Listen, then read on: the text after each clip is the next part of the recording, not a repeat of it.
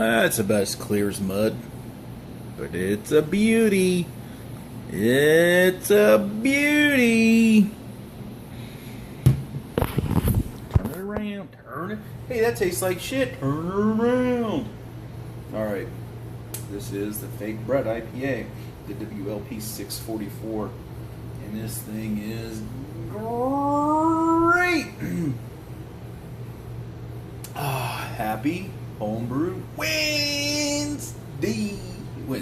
All right. This week, all about the WLP 644 beer. So, let me set this down and we'll have a conversation. Just be a quick one today, boys. Alrighty. Today, like I said earlier, we're going to talk about this bad boy. Basically, I also got some tasting notes from the Kegging, which I did Friday evening. So that was late Friday evening. Then I put the gas on it. Gas and gelatin Saturday morning. So was it probably cold? No, it was definitely colder than ambient, but yeah, whatever. Didn't really feel like wait. Typically I let my beers get down to serving temperature, then I add gelatin and put the gas on it 30 psi for 3 days, and that seems to work for me. Works pretty good for me. So that's what I did, basically 30 psi for 3 days.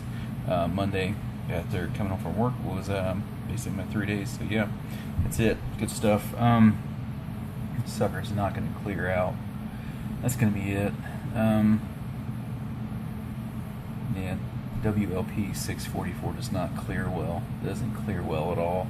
Then there's some oats and some wheat in that. So yeah, it's got a pretty good mouthfeel to it.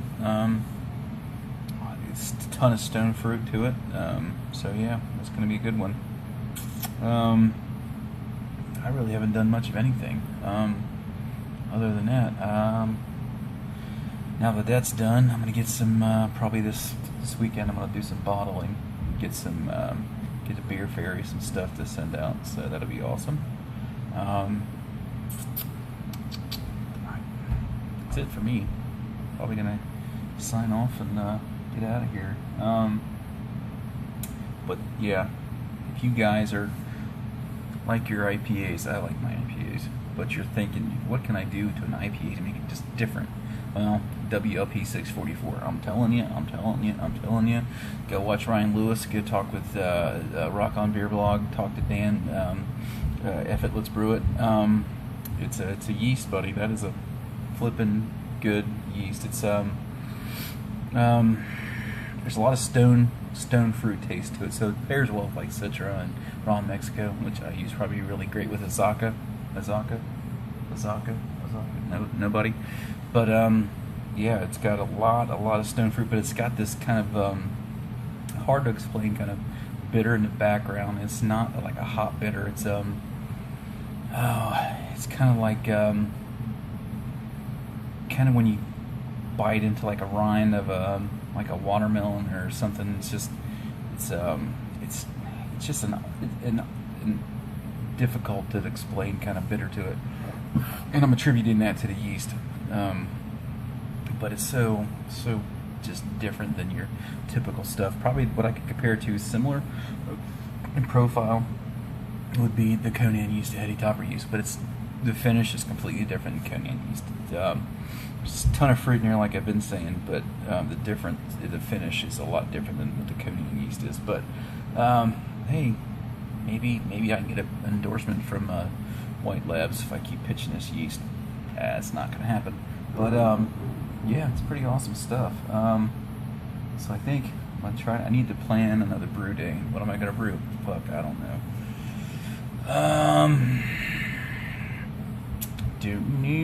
One of these days. It's been a while since I've brewed like a big, huge Russian Imperial or a big barley wine. I did do an old Rasputin barley wine last year, but that's on terms of size. Old Rasputin's not a big Russian Imperial, but it's a good one, and I do thoroughly enjoy that beer, but I don't know. I may throw down a big barley wine. I may throw down a big Russian Imperial. I don't know. I don't know. I may throw down some more WLP 644 beers. Maybe try a pale. I don't know. But anyway, let's go ahead and get to the videos, video clips, as Hank would say. And video. You know what I'm talking about, Hank, right? He sells propane and propane accessories. But yeah. So I sit here with my arms crossed like I'm angry. Alright guys, I'm gonna sign off. Cheers, peace. Let's take another drink. Beer's insane. Love it. Alright, we're gonna keg the fake Brett, the Brett-ish IPA, the WLP 644 Ron Mexico Citra IPA. Yeah, it's been sitting there like that now for a week. So that's all the hops. This is gonna be a dirty bitch. Besides all the flaked oats, the wheat, and the WLs, the yeast. It's gonna be not gonna be a clear one at all. Not even a little bit. So there. Come on. See if it'll focus. That is down to about 10-14, which is what it should have been. Should have been about 10-13. So that's right in the ballpark. So it ended up drying out another 6 points. So that's awesome. That's where I wanted it at. Should be good. Yeah, there you go. It's a clean one. Gonna be a clean one. Clear that is. Huh. Oh well. Normally I really would like to have clear beers, but I don't think this one's gonna work for me. Too much going on. But I smell so far. I haven't tasted it since dry hopping, but it smells pretty awesome. Alright, there's my final Gravite sample, and turn it around and get some tasting notes. Hey, it's me.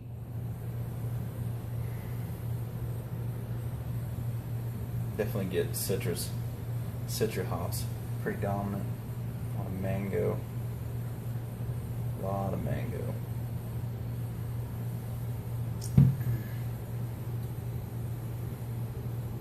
Yeah, that's good. It's got definitely a lot of mango in the taste. Real kind of meaty fruit kind of taste.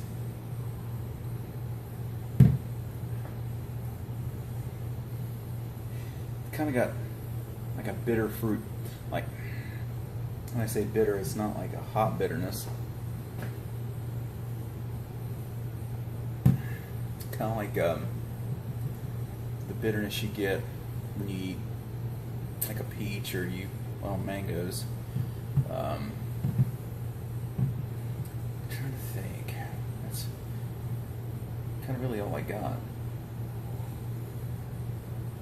It's not like a candied mango or a candied peach or the dried candy fruits that you get. It's not that kind of sweet because it's not sweet.